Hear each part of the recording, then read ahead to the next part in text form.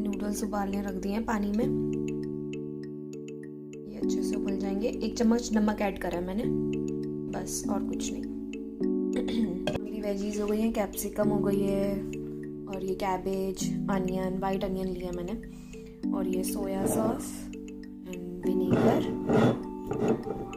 और ये हमारी चिंग्स की शेजवान चटनी।